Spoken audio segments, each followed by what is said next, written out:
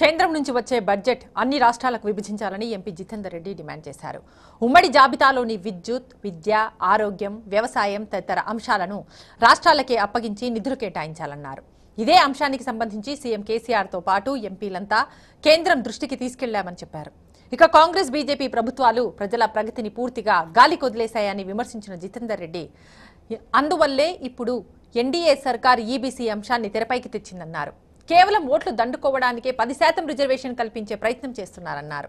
ఈ మేరకు పాలమూరు జిల్లాలో నిర్వహించిన ఓ కార్యక్రమంలో పాల్గొన్న జితేందర్ రెడ్డి హమారా మహబూబ్ నగర్ క్యాలెండర్ను ఆవిష్కరించారు.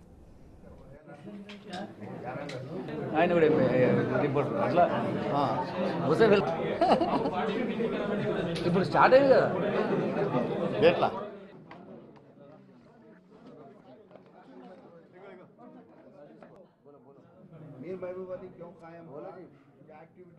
हर एक को इंसानियत से जीने का तरीका बताएं।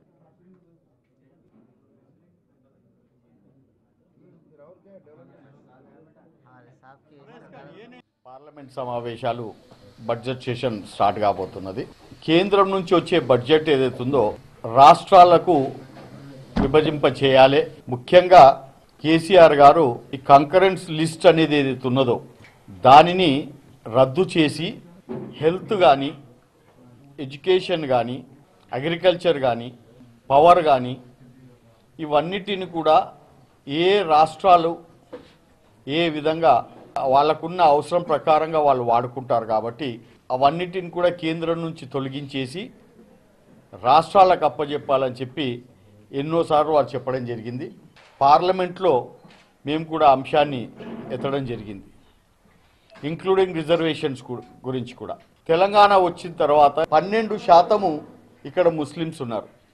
ఆ శాతం ప్రకారమే రిజర్వేషన్స్ ఆ రాష్ట్రాలు చేసుకునే అవసరం ఉన్నది. ఎస్టీలు ఏదైతే ఉన్నారో ఉమ్మడి రాష్ట్రం ఉన్నప్పుడు 6% ఉండేది, కానీ ఇప్పుడు 9% అయింది విభజించిన తర్వాత. కాబట్టి ఆ రిజర్వేషన్స్ ఏవైతే ఉన్నాయో అవిటిని కూడా ముఖ్యంగా రాష్ట్రాలకు వదిలిపెట్టాలని చెప్పి మేము కోరడం జరిగింది. Except defence, external affairs, internal affairs మాత్రము కేంద్రం పెట్టుకొని తత్తిమే అన్ని కూడా రాష్ట్రాలకు వదిలిపెట్టాలని చెప్పి కూడా మేము చెప్పడం జరిగింది. కాంగ్రెస్ ఈ బీజేపీ పాలన ఎప్పటి నుంచి అయితే వచ్చిందో అప్పటి నుంచి వాళ్ళు ప్రజల ప్రగతి వదిలిపెట్టిండ్రు. 70 సంవత్సరాలు మనకు వచ్చిన ఇండిపెండెన్స్లో ప్రజల ప్రగతి మీద ఒకవేళ వాళ్ళు చూస్తుంటే ఇవాళ అసలు ఈ ఎకనామికలీ బ్యాక్వర్డ్ క్లాస్ అనే సెక్షన్ వచ్చేదా అని చెప్పి నేను అడుగుతున్నా.